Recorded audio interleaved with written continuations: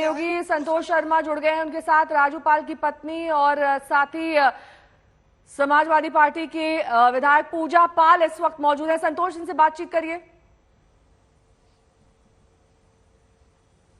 बिल्कुल, उमेश पाल अपहरण कांड में फैसला आना बाकी है, सजा का ऐलान होना बाकी है, लेकिन अतीक अहमद, हनीफ और तमाम जो 3 लोग हैं वो दोषी करार दिए गए। हमारे साथ बात करने के लिए राजू पाल की पत्नी पूजा पाल हैं। ये बताइए कि अशरफ को बरी कर दिया गया है, अभी कोर्ट को सजा का ऐलान करना है, अतीक, शौलत, हनीफ समेत 3 लोगों को दोषी बनाया गया है, क्या कहेंगी?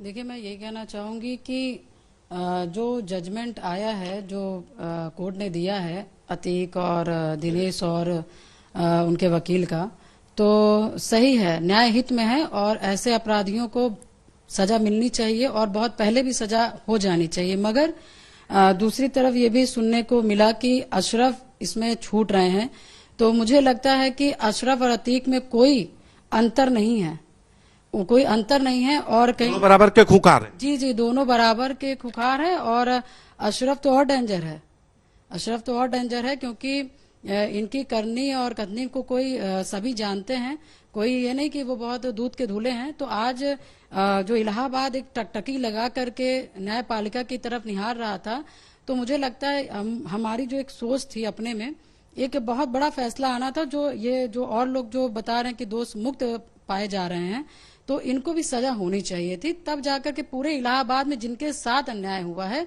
उनको आज इंसाफ मिलता। लेकिन उमेश पाल अपहरण कांड में अतीक अहमद, दिनेश पासी और खान शौलत हनीफ, ये लोग दोषी करार दिए गए हैं, अभी सजा का ऐलान होना बाकी है। आपके पति राजूपाल के हत्याकांड में भी अशरफ, अतीक, इन सभी के ऊपर आरोप है। आप इस जो अब सजा का ऐलान होना बाकी है, क्या उम्मीद कर रही हैं, क्या उम्मीद लगाए बैठे हुए हैं कि क्या सजा होनी चाहिए? देखिए, जो धारा लगी हुई है उमेश पाल के अपहरण में, तो उसमें तो सारी धाराएं हैं और उसमें उम्र कैद भी होनी चाहिए, फांसी भी होनी चाहिए, तो कुछ बचा नहीं है। इसीलिए मैं कह रही हूँ कि जो आज न्याय मिलना चाहिए वो इलाहाबाद की जो जनता थी, जो प्रताड़ित थी, सबको देखते हुए आज फैसला होना था और न्याय मिलना था। अशरफ लेकिन बरी हो गया है, अभी भी लगता है कि अशरफ के बरी होने से कहीं ना कहीं कुछ बाकी रह गया है, कुछ अशरफ भले ही कानूनी टेक्निकलिटी में बरी हो गया हो। देखिए, अशरफ का बचना न्यायहित के लिए सही नहीं है, अशरफ का बचना न्यायहित के लिए सही नहीं है। और इतना बड़ा प्रकरण राजूपाल जी का हुआ, इतना बड़ा प्रकरण अभी आप देख रहे हुआ, और उसके बाद जब हम लोग इतना लड़ रहे हैं और ऐसे लोग ऐसे केस में छूट जाएंगे, तो फिर कहीं ना कहीं एक बार जो लड़ नहीं पा रहे हैं उनकी हौसला फिर टूटेगा। राजूपाल हत्याकांड में क्या स्थिति है, क्योंकि आपकी लड़ाई भी 2005 से चल रही है। 25 जनवरी 2005 की वो तारीख जब आप नवविवाहिता होकर के आई थी और आपके पति की गोलियों से भून करके हत्या कर दी गई थी, अभी तक उसमें फैसला आना बाकी है? जी, उसमें सीबीआई में हम लोगों का बयान जीरा हो चुका है और उसमें भी मुझे लगता है कि बहुत जल्दी उसमें भी आरोप तय होने वाले हैं और जजमेंट आने वाले हैं। मुझे लगता है 1 साल में लमसम हो जाएगा। अब आखिरी पड़ाव में हमारे लोग का भी मुकदमा है। आपके मुकदमे में तो अतीक के साथ अशरफ आरोपी है ही, तो क्या उम्मीद है कि भले ही उमेश पाल अपहरण कांड में अशरफ बरी हो गया हो, आपके केस में राजूपाल हत्याकांड में अशरफ को सजा मिलने की उम्मीद है आपको?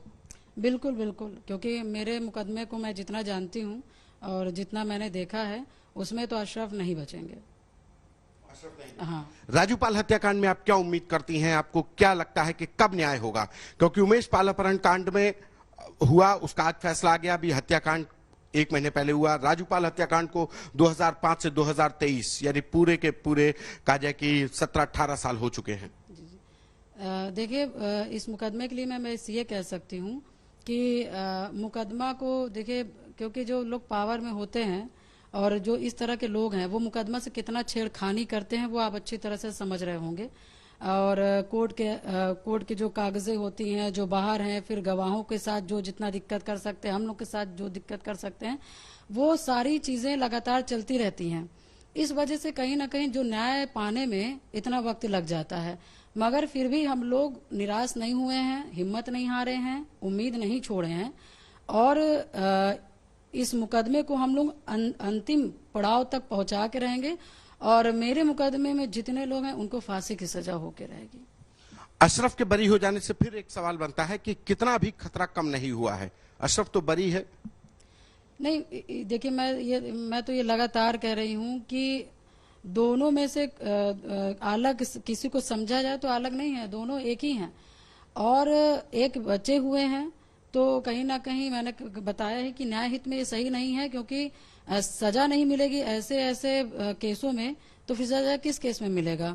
और फिर जब ये बाहर रहेंगे या इनका सजा नहीं होगी तो इनके लोग नहीं वो होंगे, इनके लोग बने रहेंगे, मजबूत रहेंगे, इनकी बात मानेंगे, चाहे जहां रहें। आपको भी डर लग रहा होगा? नहीं, देखिए राजू पाल जी के मुकदमे की गवाह हूँ और पैरवी कर रही हूँ। गवाहों के साथ साथ मुझे भी खतरा है, क्योंकि मुकदमे का देखिए वादी होने का एक नाते मैं बताती हूँ, क्योंकि जब वादी सही सलामत जिंदा रहता है तो मुकदमा को आदमी आगे ले जाता है और वादी नहीं रह पाता है तो उसी दिन से मुकदमा खत्म हो जाता है। अशरफ ने कभी, जिस तरीके से अभी राजू पाल हत्याकांड में आप परसू कर रहे हैं, कभी इन लोगों की तरफ से आपको धमकाने की, आपके केस को किस तरीके से लिंगर ऑन करने की, यानी कि केस डिसाइड ना होने पाए, इसको किस तरीके से कोशिश ये लोग कर रहे हैं, किस तरीके के हथकंडे अपना रहे हैं? कोर्ट में भी इनका सिंडिकेट चलता है, काम करता है? नहीं, चलता तो है ही है, क्योंकि अभी थोड़ा सा अभी तो हेल्प मिलता है, मगर कंडीशन ये होता है, पहले भी होता रहा है कि जब चाहते हैं तारीख लगती है, जब चाहते हैं कुछ होता है, उसके बाद फिर गवाहों का ही अपहरण कर लेते हैं, गवाहों को मारते हैं, पीटते हैं, उनके परिवार को मारने की धमकी देते हैं। और मतलब आप समझ लीजिए जो एक शासकीय जो कार्यवाही है उसमें भी इनका जितना हो सकता है भरपूर। संतोष, ये बेहद अहम ये बातचीत राजू पाल की पत्नी से आप कर रहे थे।